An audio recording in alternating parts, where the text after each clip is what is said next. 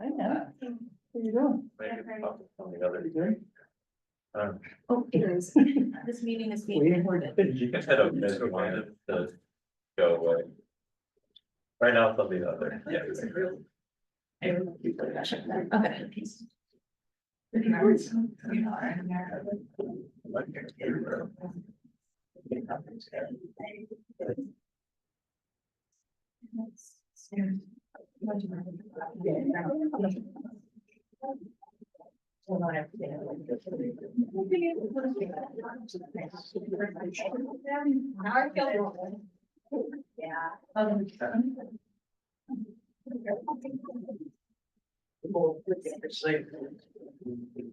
I love your sweater.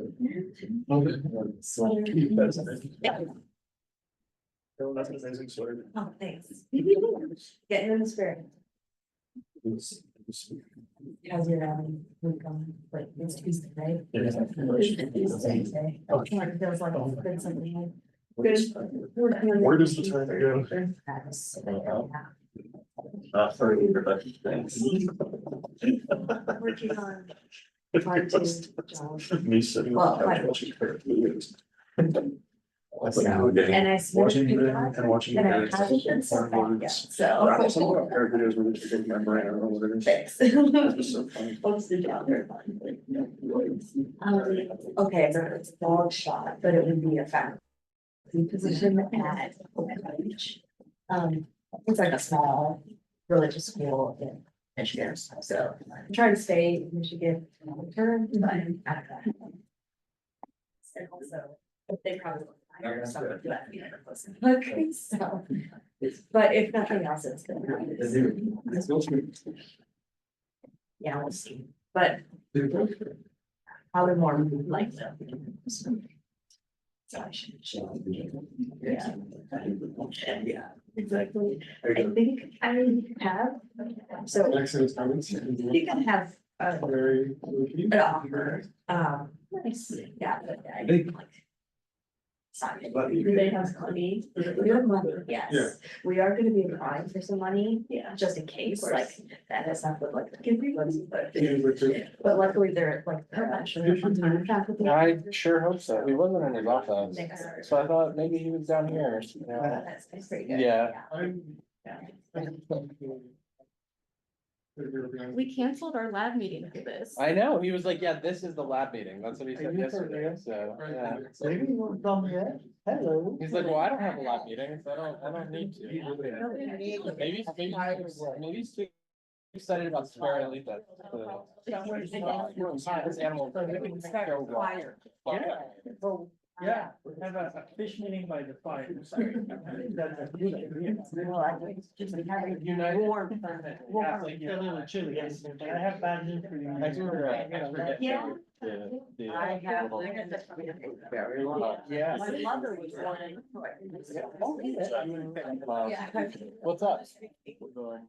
You guys find anything? Yeah. What? That's pretty good. No, it's since it was me and Nathaniel, I was kind of like, let's just go back, you know, and I had to leave. Oh, yeah, yeah. That's all. That was my single day. I don't know. A single day on this. Yeah, I had like entirely. Tomorrow. it's gonna be like a bird. And then I think it goes Alright back guys, to- thanks for joining us here today for our third Tuesday seminar of the series for this fall. Today we're joined by Emily Troyer, who's a postdoctoral research fellow with the University of Michigan's School of Paleontology, and she'll be talking to us a little bit about integrating genomic, morphological, and paleontological data, unravel macroevolutionary drivers of morphological diversity in fish. Thanks, Emily. You're welcome. Sorry, that is a mouthful and I apologize. So can everybody hear me with the microphone okay? Perfect. So thanks again, Skylar and Tomas, for allowing me to talk to you for 50 minutes unconstrained about my first love, fishes. So one of the things that just always astonished me is just the amount of morphological diversity that exists on this planet. Like, look at all the shape and form, and it's just so weird. And part of what I love to do is investigate drivers of morphological diversity. And for those of you that know me, or maybe follow me on Twitter, you see a lot of fish. I absolutely love fish. I've been keeping them since I was 10 years old. So that's partially why my research is fish focused. Fish are some of the most diverse group of vertebrates on the planet, over 33,000 species. They come in all sorts of shapes, sizes, morphological structures, and this makes them simply a fantastic group to study the drivers of morphological diversity. So as part of my PhD research, I've used this kind of multifaceted approach to understand the variety of factors that contribute to the evolution of body size and shape in fishes. So I'm going to be taking you through 3 of my past projects today, which use insights from the paleoclimatic record, CT scan data, and also transcriptomics. So a lot of different things, all under the umbrella of fish morphological evolution. So the first project I want to start off with is how past climate change can influence body size in fishes. So we all may know that paleoclimate can have this really strong effect on evolution, influencing things like species distributions, their ecology, their diversification, and a whole lot more. So over Earth's geological history, we see these large dynamic climate shifts like the PETM, the Permian-Triassic extinction. These are all characterized by dynamic climate, such as changes in temperature, ocean acidification, anoxia, and so on. So these environmental shifts have led to many morphological changes among species in which we can directly observe from the fossil record. And because body size correlates with a lot of different aspects of the species biology, physiology, and ecology, their evolution should also be associated with shifts in climate as well. So there are 2 general rules which we've used to kind of summarize the morphological trends that we can observe. So we have Bergmann's rule stating that in general, species are typically smaller in warmer environments, and they're typically larger in colder environments. We also have Cope's rule, which summarizes that species will generally tend to increase their body size over evolutionary timescales. Recently, it's suggested that Cope's rule may simply be a temporal or an evolutionary manifestation of Bergmann's rule if the species are evolving larger body sizes during these periods of climate cooling. And this can be termed the Cope-Bergmann hypothesis. So species' response to climate will vary, of course, but ectotherms that rely on their environment for temperature regulation are likely going to be a little more susceptible to climate change compared to species like endotherms. So ectothermic invertebrates like brachiopods and trilobites have been studied in great detail, particularly owing to their exceptional fossil record. Among ectothermic vertebrates, we do see examples of Cope's and Bergmann's rule has been tested in amphibians, reptiles, freshwater fishes, but comparatively less so among fishes. And of course, we're interested in this because they are the most diverse vertebrate clade. So this brings me to tetraodontiform fishes. So if you don't know about them, they are really cool. You should learn about them. So they are a really exceptional order containing things like the pufferfishes, the boxfishes, the ocean sunfishes, and a whole lot more. So they provide a model clade to test patterns of body size evolution in relation to past paleoclimate. They've got this really exemplary fossil record. It's excellent. These are mostly marine species, although some freshwater species exist. There's about 450 of them in the entire order, and we have about 60 fossil taxa. So this incredible morphological diversity, coupled with a really robust fossil record, makes a really unique system to test the Cope-Bergmann hypothesis in fishes and ectotherms. So using the tetraodontiforms as our model, we wanted to test the following 2 questions. So first, do paleoclimatic changes correlate with changes in tetraodontiform body size? And if there is a correlation, are tetraodontiforms following the Cope-Bergman hypothesis? That is, are they evolving towards larger body sizes during periods where the temperatures are cooling? So to answer these questions, we first had to generate a new time-calibrated phylogeny for tetraodontiforms. So we used something called a total evidence dating approach. Basically, this just combines morphological data in the form of a morphological character matrix of our fossils and some extant species. And we also have molecular data in the form of genomic data. So we have both fossil and extant morphological and genomic data all combined to answer these questions. So we also use the paleotemperature record for the past 100 million years, and this encompasses their entire evolutionary history. And we combine that with body size data from fossil and extant museum specimens. So real briefly, we generated new genome-wide data for about 131 species. We extracted tissue samples from museum vouchers, and we sequenced these using an exon capture approach, using markers previously identified from the Fish Life Project. And to increase our taxonomic sampling, we mined additional markers from GenBank and more published genomes. So overall, we have a genomic data set with about 187 tetraodontiforms and then 5 outgroups. And then for scalability reasons, this is a lot of character data, a lot of nucleotides. We wanted to scale it down, and also to account for any topological uncertainty, we randomly subsampled our full genomic data set to create 5 largely independent genome subsets. And together with our morphological character matrix, we have 237 taxa and 7 outgroups for our entire analysis. And this is roughly 45% of overall tetraodontiform species diversity. So quite a large chunk. So we ran these subsets in Mr. Bayes until our trees converged. And then we evenly selected 100 trees from the posterior of our distribution. So we have 500 phylogenetic trees to use in our downstream comparative analyses. And we also selected 10,000 trees to form what's called a maximum clade credibility tree. This is basically just a consensus tree. So we compiled standard length data for all of our species, both fossil and extant, based on specimens from museum databases, published records, and also FishBase, which is an online repository for fish information. So our paleotemperature data comes from the Scotesi et al. 2021 data set.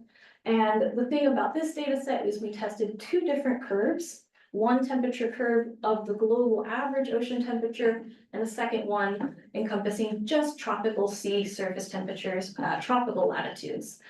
So we were testing for a little bit of uncertainty in our paleotemperature curves using this approach. Briefly touch over some of the model fitting that we did. So using those trees we plucked from our posterior, we conducted a slew of model fitting analyses. We did traditional Brownian motion, OU early burst, but most importantly, we ran something called a climate OU model. And this is to explicitly test our Cope-Bergman hypothesis. So this model is an extension of the classical OU process, except the optimum will follow a temperature curve. So we're able to incorporate temperature into our modeling. And lastly, to look at any ecomorphological correlations, we took our consensus tree and we mapped on ancestral states for body size, and then we did a PGLS between body size and temperature. All right, so here is our tree, which took about 6 months of running on a cluster to converge. So under this total evidence framework, we've got 287 species. We assembled the most comprehensive tetraodontiform phylogeny to date, and we infer their origin to be somewhere around the Cretaceous, about 98 million years ago. So model fitting revealed extremely strong support for a climate-dependent model. So here I've plotted the distribution of likelihood scores from all 500 trees. And then on the bottom is all of our models that we tested. So you can see the 2 temperature models up here received the highest likelihood scores, making them the most probable model that these fish have been evolving under. And lastly, or not lastly, but secondly, to visualize the scale and the directionality of body size through time, we reconstructed we reconstructed ancestral body size and we plotted them here as what's called a trait gram. So here on the x-axis, I have time in billions of years. And up here on the y-axis is just log body size. So you can see when they're just originating in the Cretaceous, they're really small, but then over time, they're just gradually really have an increase in standard lengths over time. And lastly, here is plotted both temperature curves, so our tropical and our global average, as well as reconstructed body size at each node of our phylogeny. So you can see we have an inverse correlation between body size and temperature.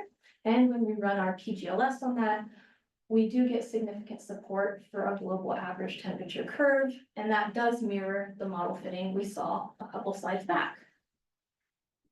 So overall, these analyses provide strong support for a Cope-Bergman hypothesis where body size in tetraodontiforms is strongly correlated to past paleotemperature.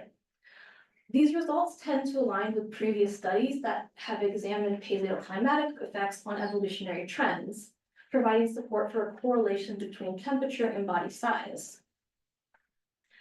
But exceptions do exist. So although Bergman and Cope's rule seem to be well supported in endotherms such as birds and mammals, it's really a little unclear among ectotherms.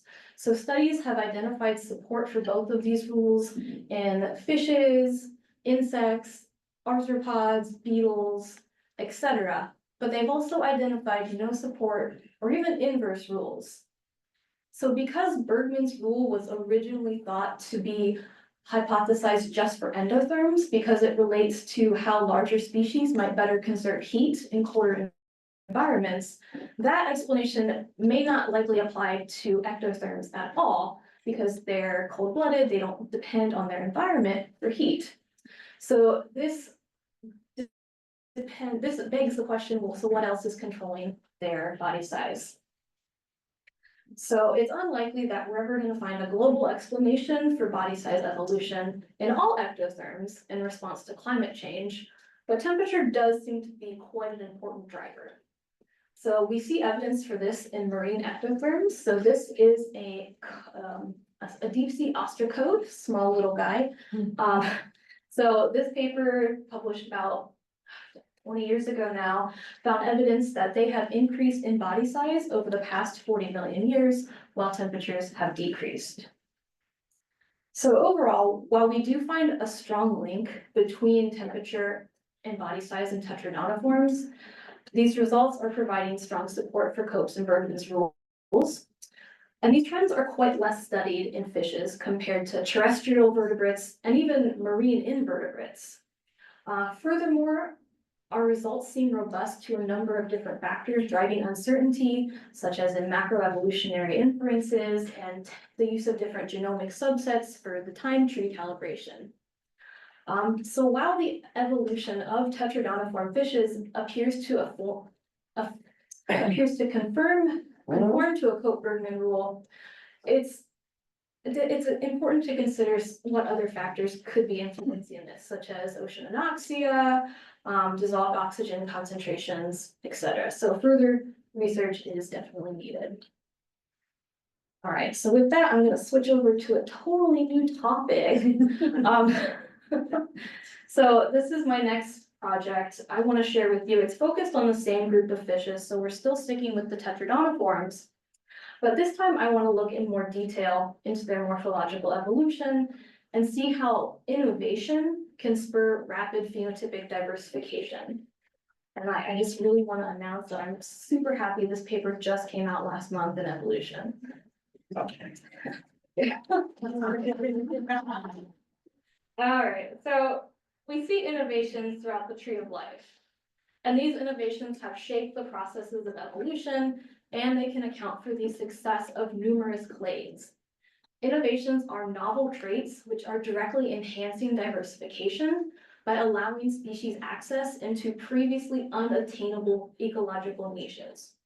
They include things like flight in birds, sticky topaz and tree-dwelling lizards, and the pharyngeal jaws and cichlids in a lot of other fishes. However, the process in which these innovations arise and their downstream effects on patterns of morphological diversification are still a bit unclear. So modularity and integration have both been proposed as factors maybe facilitating the evolution of innovation. So traits that are highly modular, like here on the right, they will evolve kind of semi-autonomously of each other, and they can allow organisms to evolve independent adaptations. Alternatively, strong trait integration has also been hypothesized to affect innovation. So more integrated traits are evolving together more strongly and in a very coordinated way. And in such way, they may lead to some really extremely divergent morphologies, such as the asymmetrically flattened skulls in flatfishes and the beaks in certain birds. So these findings seem to suggest that high levels of integration may be promoting the evolution of more extreme and divergent phenotypes. So innovations can also enable access into new habitat, resulting in increased lineage and morphological diversification rates. Coral reefs are some of the most exceptionally diverse habitats, and they host very complex interactions between species. And there are also a lot of reef-associated species which bear novel innovations.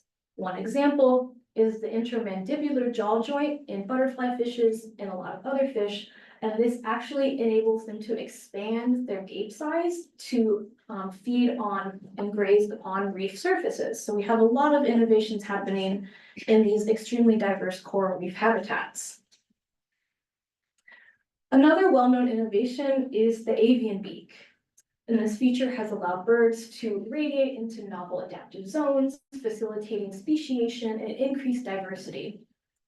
But I think birds get too much of a rap here, so we should pay attention to the other beaked clades. So believe it or not, they can be found in turtles and tortoises, these extinct pterosaurs, and also, if you have guessed, fishes. So among fishes, we have several lineages that have evolved independent beak-like structures, and they include the parrotfishes and the pufferfishes and their relatives.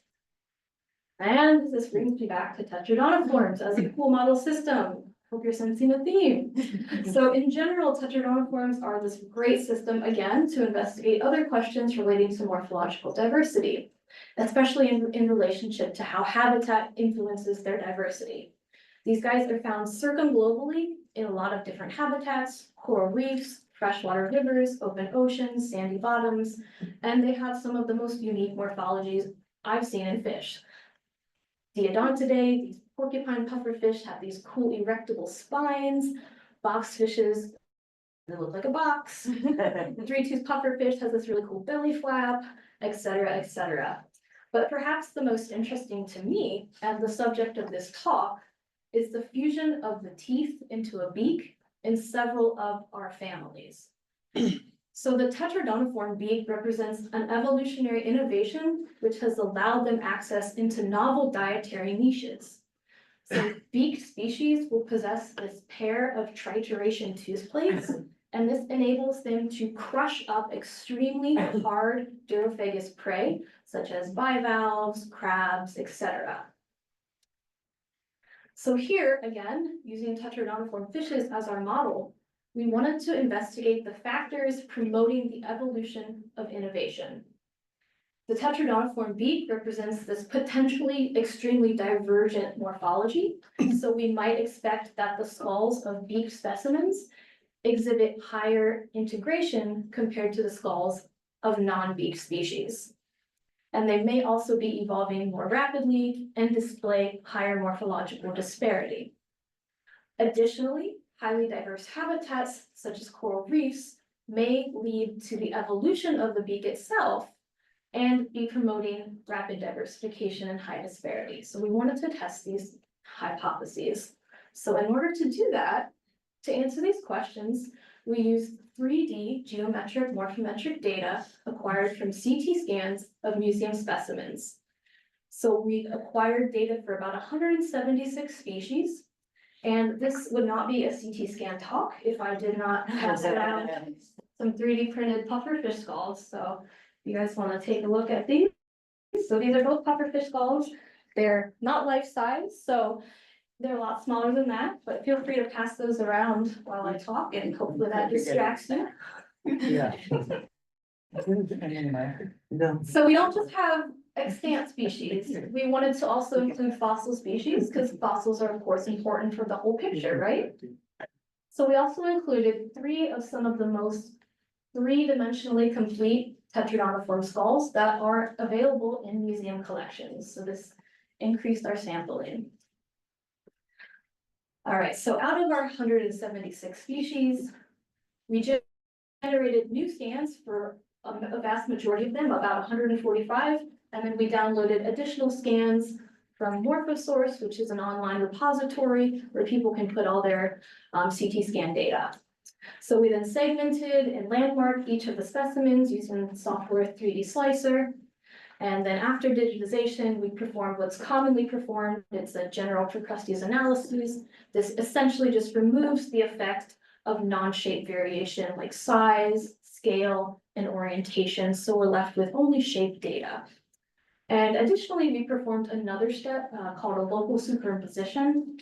So fish skulls are really highly mobile, complex. So we wanted to, essentially this local superimposition fixes each of the bones in the same position so that we can make comparisons more easily. All right, so this is an example of what a fully segmented skull looks like. So this is one of the pufferfishes that I'm passing around. So you can see all the different bones are color coded. And yeah, if you haven't guessed, this takes a lot of work. So this is Marilina darwinii, a freshwater pufferfish. All right, so we used our previously estimated time calibrated tree published by Troyer et al. In PNAS, and this was the tree I talked about in the previous section. So this includes all species for which we have morphological data. So then we coded each species as either beaked or non-beaked. So beaked species were considered beaked if they possessed this pair of this fused jaw, and if they were considered non-beaked if the teeth were protruding from the jaw socket in these discrete units. We also determined the habitat type of each fish using details from FishBase, so we categorized each species as either reef-associated or non-reef associated. And then for each of those traits, dentition and habitat, we used the PhyTools package in R to perform ancestral character reconstruction. We were able to quantify rate of skull shape evolution and morphological disparity with functions in the geomorph package. And we also looked at rate shift across the phylogeny, branch by branch basis, and we can do this in the program base traits. And lastly, to look at patterns of modularity and integration throughout the tetraodontiform skulls, we first had to define 8 different a priori hypotheses. So these are the ones you see on the screen.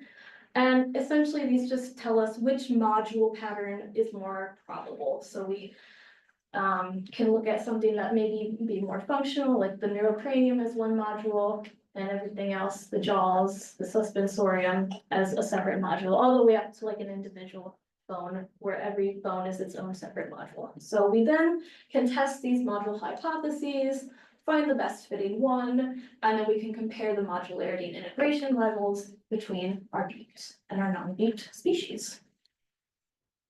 All right, so what we find is that tetraodontiforms exhibit an extremely diverse skull shape. So in this phylomorphous space plot, each of the dots represents a single species in our analysis.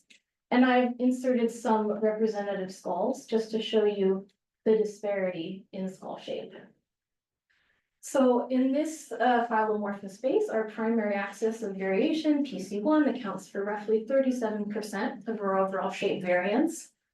But if we go ahead and we color code according to dentition, what we see becomes apparent that along PC1, we see this shift in dentition type.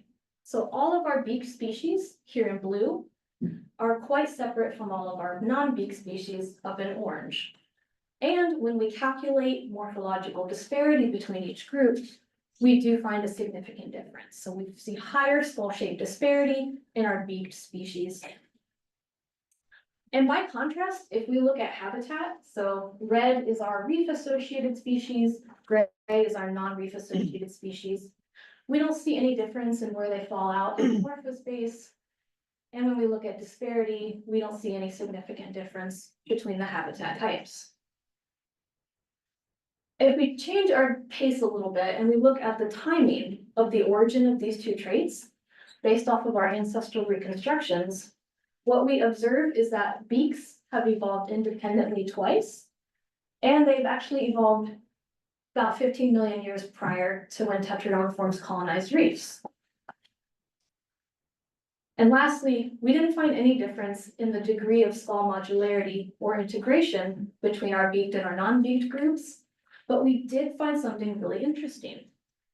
So among beaked species, we see substantially faster rates of shape evolution in the bones that make up the jaw. And I've color-coded these in these two models. So red is just really high, fast rates of shape evolution. Blue is a lot more slower. So you can see in the jaws of the beaked species, we have about 2 times higher rates of shape evolution.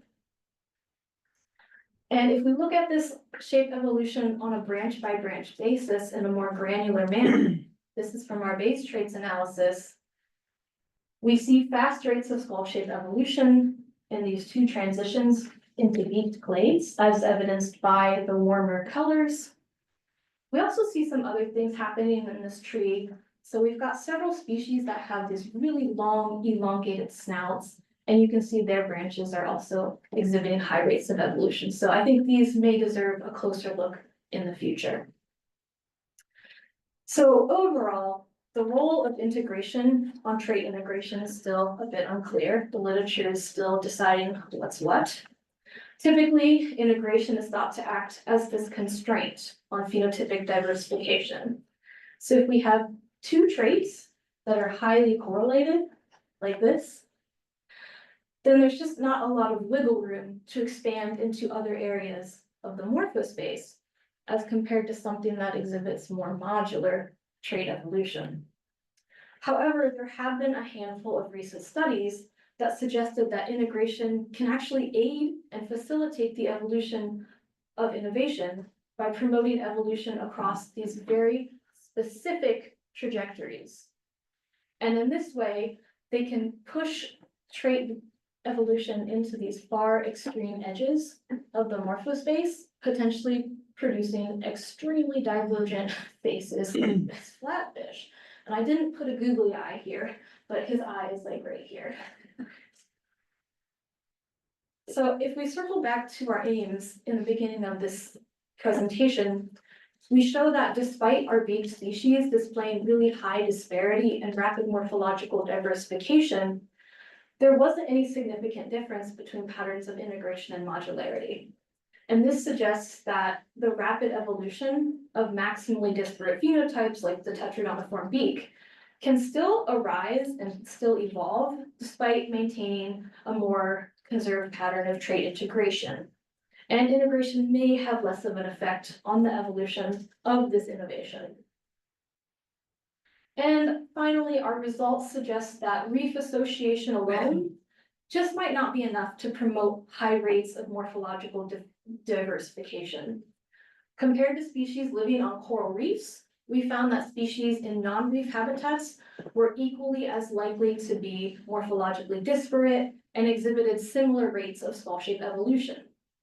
Additionally, we found that beaks actually predate the colonization of reefs by about 15 million years.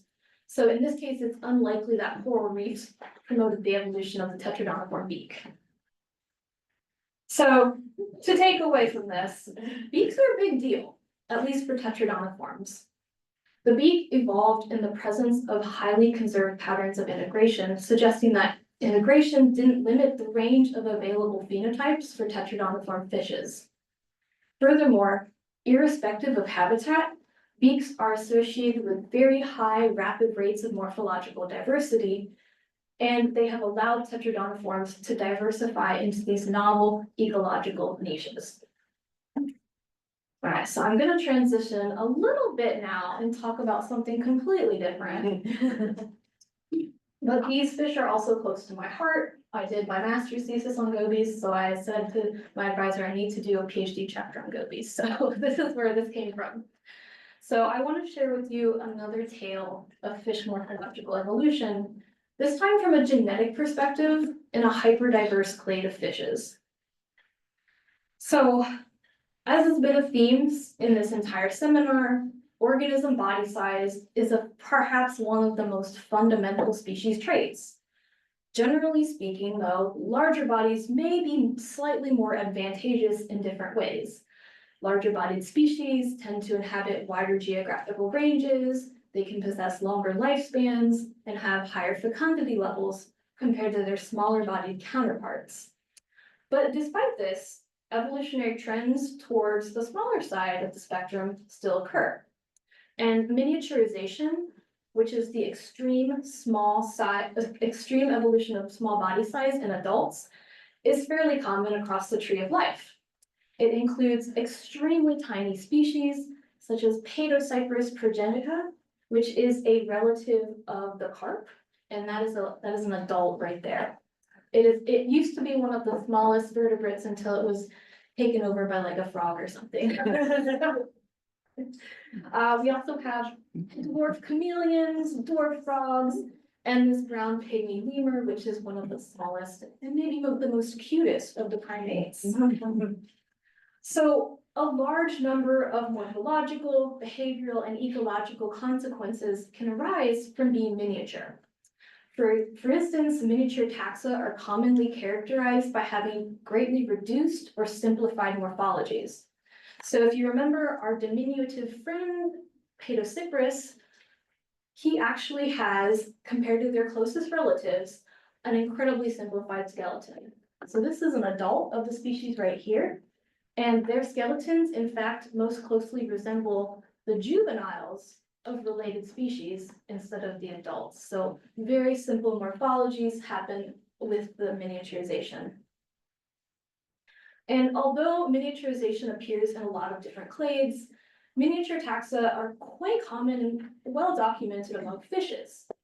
In fishes in particular exists the family Gobiidae. So these are extremely diverse. There's over 2,000 known species, and I swear they are discovering them every other day.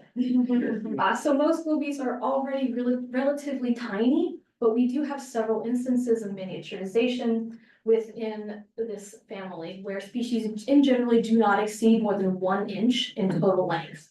So these occur in the dwarf gobies in the genus Ebiota, pygmy gobies, and also this really bizarre, it's called a paedomorphic infant fish in the genus Schindleria. So because of these multiple independent transitions to miniaturization, gobies offer a unique model system. So while we understand a lot about the morphological consequences of miniaturization, the genetic basis and the genomic basis rather is not well known. So here, I wanted to investigate the underlying genetics of miniaturization by assembling the first transcriptomes for 6 species of gobies and looking at gene expression between 3 pairs of closely related large and small species. So you're testing for genetic convergence on small body size by looking at the differentially expressed 1-to-1 orthologs. So orthologs are essentially the same copy of a gene in all of these species. So instead of comparing apples to oranges, we can compare apples to apples. So if we find orthologs that are statistically expressed at higher levels in our small-bodied species, those would be considered candidate genes for miniaturization. So additionally, we also infer a new phylogeny based on 134 gobies, and we reconstruct ancestral body size throughout our phylogeny.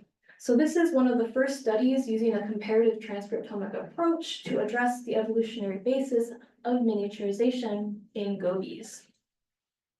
So to do this, we sampled liver and muscle tissues from 3 adult individuals from 6 species obtained from the aquarium trade. And this was not as easy as it looked. Some of these fish are this big. Can you imagine how big their liver is?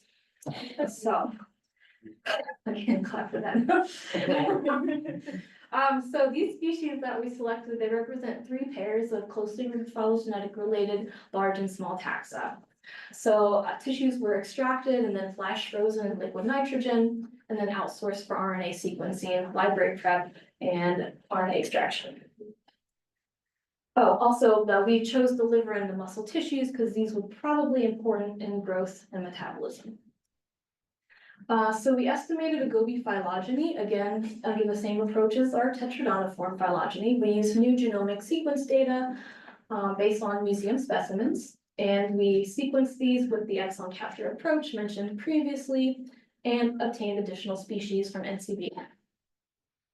So all in all, we've got 134 gobiids and 31 outgroups in the Gobioideae families.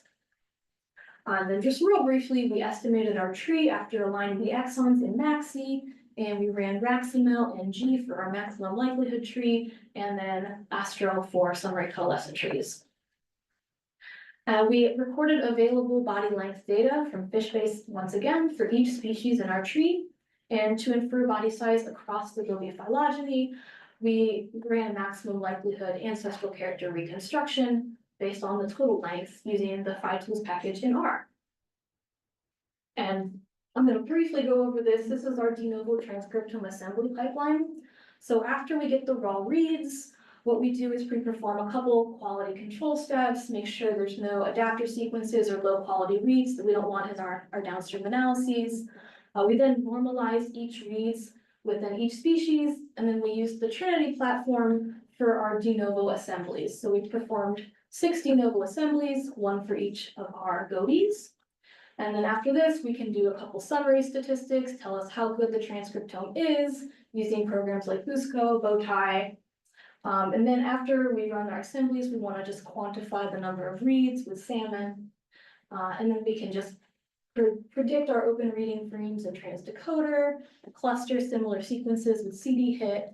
But finally, what we want to do, what we're interested in is identifying what these one-to-one orthologs are. So we do this in the OrthoFinder software. And then what we can do lastly is just quantify our transcript expression at the level of these one-to-one orthologs, and these will produce something called a counts matrix, and we'll use this in our downstream analysis. So that was like 30 seconds of talking for like, oh, not months of work. So with this counts matrix, what we can do is we run something called differential expression analyses. So these will tell us which genes are considered differently expressed. So we use the DSeq2 method, which is implemented in R. And we first analyze differential expression between each of the 3 clades of Gobi separately, and then just between all large and between all small species. All right, so it's not just enough to just identify these differentially expressed orthologs. I want to know what they do, right? So to infer gene function, we used the Panther database and generated something called a functional classification list. And this just contains something called the gene ontology or the Go terms. And this just tells us what the gene is associated with. And then lastly, we can summarize those Go terms that were associated with the different biological processes and using something called Revigo, which basically clusters the highly similar Go terms and it plots them as a scatter plot, which we'll see in a couple slides. All right, so here is our Gobi phylogeny estimated in Raximel. And I've got the ancestral character states plotted onto the branches. So here is log body size. So red is a lot smaller, blue is a lot larger. So what we can see overall is that gobis evolved from a larger bodied ancestor, and we have several independent transitions to smaller body size throughout the phylogeny. So these are the 3 clades that I've selected for the transcriptomic analyses. And although there exists, like we see this initial transition from large to small, we have a couple other that I was not able to include in our transcriptome analyses just because I wasn't able to get my hands on this little guy. I really wish I could have, but like, I'm so limited. But I did get this guy, EEB, so He's in there. All right, so these are the results of our differential expression analyses. So what I'm showing here are heat maps and volcano plots of the differentially expressed orthologs for each of our 3 clades. So in these heat maps above, each row represents an individual ortholog, and each column represents one of the tissue replicates. So we have that for each of our 3 clades. Yellow are considered to be differentially expressed, they're considered to be overexpressed or upregulated, and purple are considered to be downregulated or underexpressed.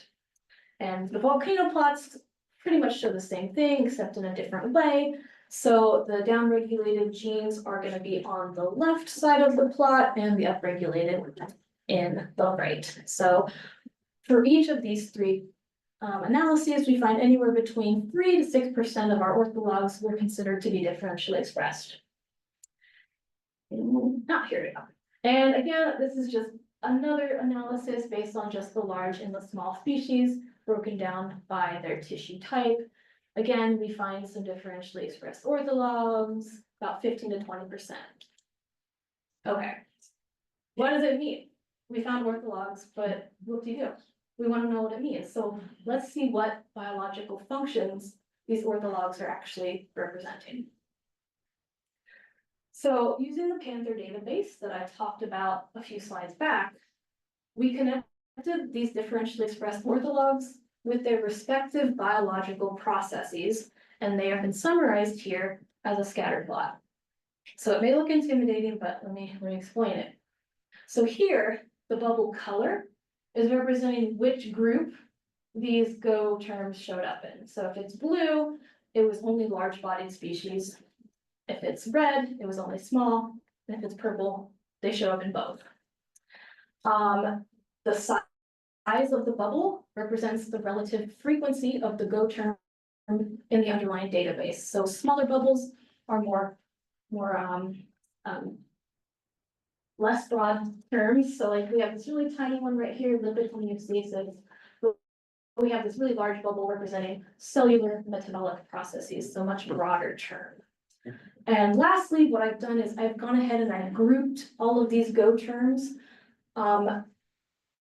into even broader categories to help me summarize them. So these are indicated by the colored ovals. So overall, we can see the vast majority of our GO terms are associated with this purple oval representing metabolism.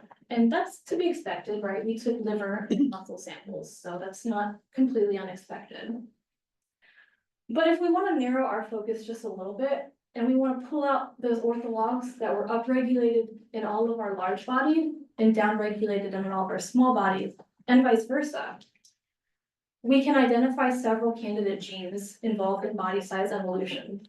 So for now, I'm just going to focus on the ones that are upregulated in small and downregulated in large, and these are potentially candidate genes for miniaturization. And then some of these genes are actually linked to cell growth and development, like YBX1 and BZW2. So YBX1 is this multifunctional protein coding gene involved in a variety of biological processes from embryogenesis and development. And gene knockdown studies in zebrafish is shown to disrupt embryological development, leading to the morphological deformities that you see here. The second gene, BZW2, is involved in biological processes like cell-to-cell adhesion and may be involved in cell differentiation and nervous system development. And downregulation of this gene in humans has been shown to inhibit tumor cell growth. But while there can be no substitute for demonstrating gene function in knockdown studies using CRISPR-Cas9, these 2 genes offer some starting point into exploring how function links to phenotype. I know I've got like about 5 more minutes. So we have various explanations for why miniaturization has evolved in the first place, such as smaller bodied species, maybe having higher speciation rates, and just being able to occupy more novel niches. So gobies are part of this much broader ecological term called cryptobenthic reef fishes. And these include other small bodied species, which are visually or behaviorally cryptic. So although they are tiny, cryptobenthic reef fishes represent over half of the biodiversity found on coral reefs. And this abundance is very likely associated with their small body size. These cryptobenthic fishes will readily make use of the various microhabitats on the reef. And although gobies represent one of the most rapidly diversifying clades, even within their phylogeny, we have exceptional species richness, such as these EVO gobies, which have over 100 species, and they're discovering more every day, it seems. So these increased opportunities into shifts into microhabitats may be driving the evolution of small body size in these gobies. So just to conclude, this study generated the first de novo transcriptomes for 6 species of goby fish. And then using our comparative approach and differential expression analyses, our findings suggest that there is a conserved genetic component to the evolution of body size reduction. So while we've identified a few candidate genes that may be associated with miniaturization, body size is of course this highly complex polygenic trait, so it's unlikely that we're ever going to know the exact way that these genes are all coming together and underlying body size. So overall, the 3 studies that I've summarized for you today, I hope you've enjoyed. They represent my research process so far, but I want to continue to expand in a few new directions. So the goal of my future research is to build upon this work and expand into different projects that would explore fish morphological diversity. I'm really interested in incorporating fossil and extant data, as well as linking large-scale environmental drivers such as paleoclimate and mass extinction events into evolutionary trajectories to see what is happening to these species. So I'm also interested in connecting phenotypes to genotypes to understand the basis of genetic trait evolution. And just my overall goal is to decode the evolution of fishes. So with that, I just want to thank you guys so much for your time, for Tomas and Skylar for allowing me to talk, and to all of these people for their help on this project. And if there's time, I will take some questions.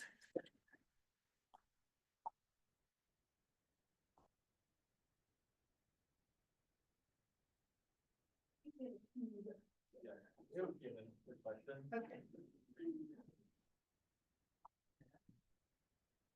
Thank you, Emily. That was a lot of many topics and many beautiful fishes. Thank you. I want to go back to the climate study. Yeah. I was curious to, the climate trend itself is quite noisy. There's a lot of up and down. Agreed. And then the fish trend is more sustained, but also there's quite a bit of variability. I'm wondering, did you ever consider doing, I'm trying to remember the name of the analysis, where if you look at the, from time step to time step, if you look at the direction of change in one, you're seeing the same direction of either correlated or perfectly negatively correlated change in the other.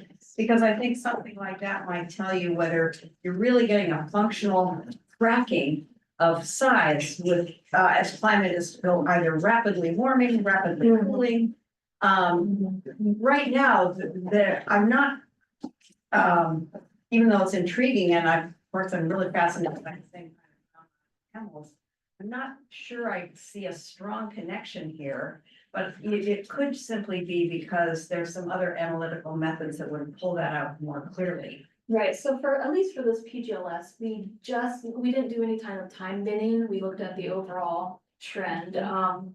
We do have more support, I guess, maybe what would be more convince you is like our model fitting, so.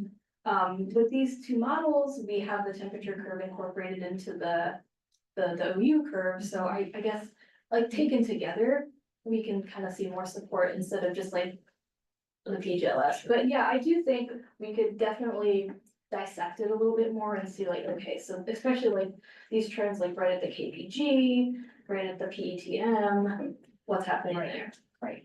Good. Looks like there are lots of other questions in there. Didn't that model incorporate tracking? Tracking. Tracking. I think that the model has the optimum is the body size curve is tracking the moving optimum. And the Yes, optimum is moving with temperature. So it's the optimal phenotype changes in association with the change in the temperature. And then body size is tracking the optimum.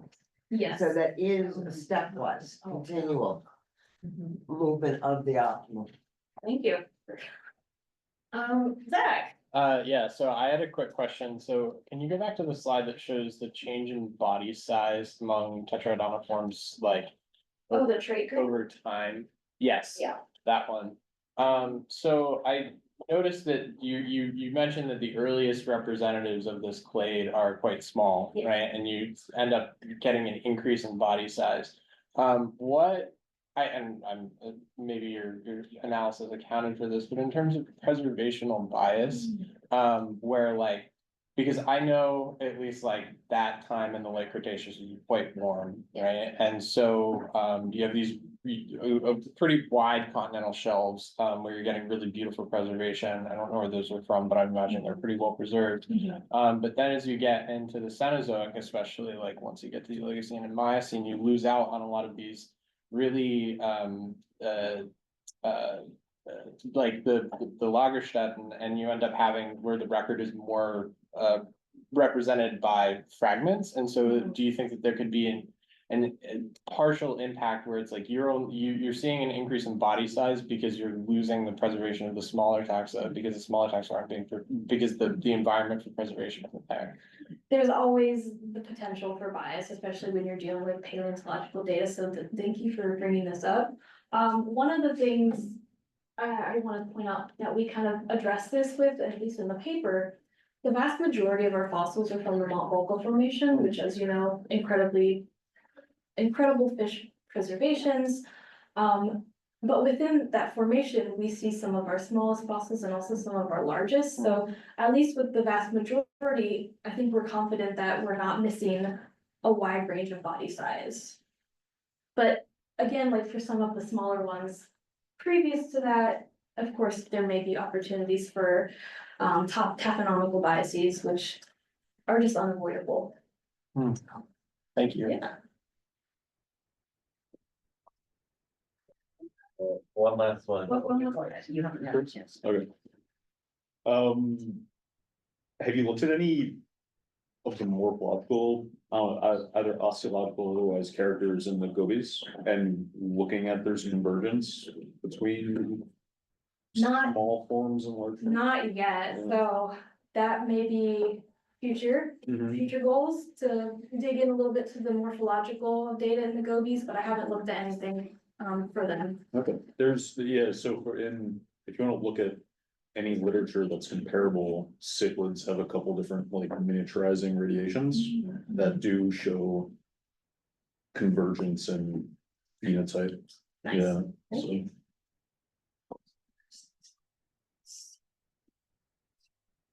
Wonderful. All right.